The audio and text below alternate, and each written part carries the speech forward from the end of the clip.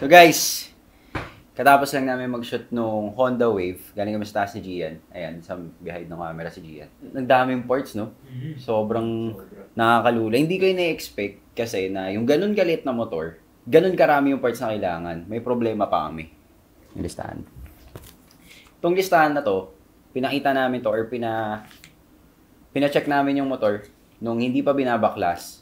Ito yung mga kailangan namin. Ito yung mga nakitang hindi mga, or ito yung mga kailangan namin palitan na on the dot nung nakita lang yung motor. Hindi pa binubuksan o whatsoever. Pero kanina nagbukas kami, nagbaklas na kami kasama si Tatay Enteng dun sa taas.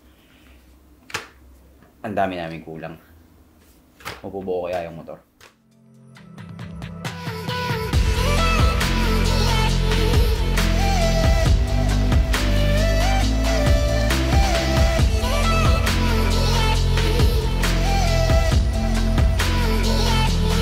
So guys, yun nga, welcome sa second episode ng Rebuild Your Dream series dito sa Triumph JTM. My name is Francis and yun nga, kanina pumasok ako dito sa frame. Kunwari hindi kami ready. Kunwari walang ilaw na nakalagay dito, kunwari walang camera na tripod dyan.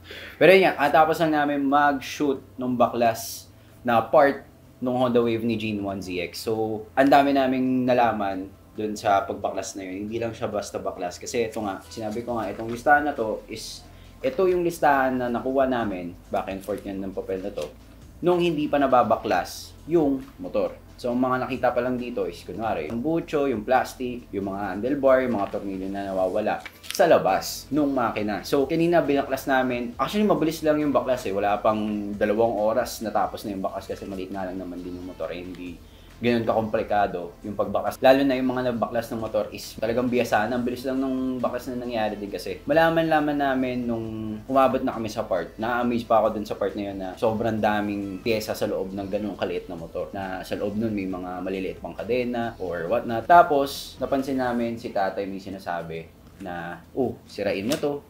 Ito kailangan na din palitan. Akala namin ito na lang yung papalitan. Akala namin ito na lang ang kailangang orderin. Hindi pala. So, itong listahan na to, wala nang kwenta yan. So, ngayon, naghihintay kami. Sinusuri na nila Tatay Enteng dun sa taas yung bagong listahan ng pyesa na kailangan namin. So, madadagdagan pa yung binato kong listahan na yun. So, ayun na nga. Ngayon, as I've said, sinusuri na nila Tatay Enteng yung pyesa nung makina na kailangan pa namin palitan internally, mga hindi namin nakita nung una. Maghihintay na lang kami doon, then sana mamaya makuha na namin yung listahan na bago, yung mga nadagdag na parts na kailangan namin. And makakuha na kami ng sagot kung meron ba kaming pyesa dito sa loob. Kasama natin si Boss Jason yan sa pagbuo sa the next episode Itong episode pa rin to. So stay tuned. Kasama natin bukas si Boss Jason and trabaho muna ako dito.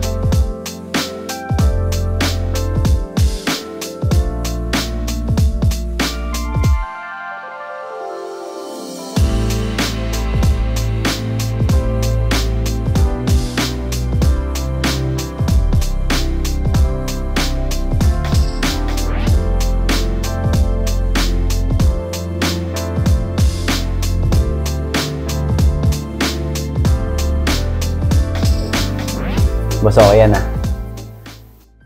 Medyo malupitan yung ilaw na ginawa natin dyan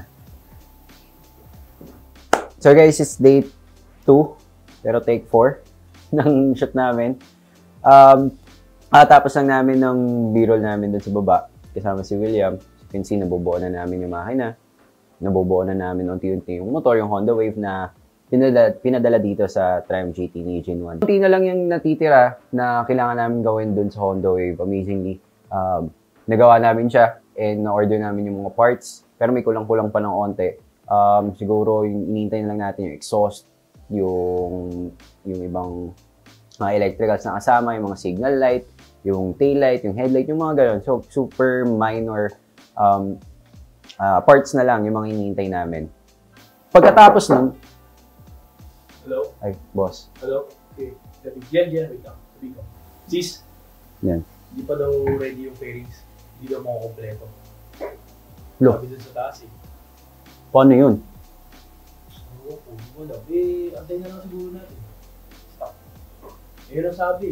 Wala pa daw stock. Nyari tayo dyan. Wait lang ako na.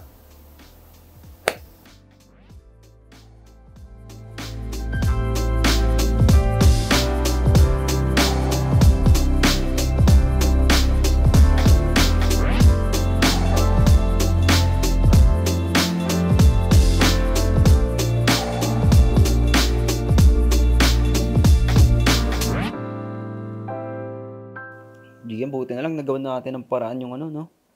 Fairings. Munti ka na tayo dun.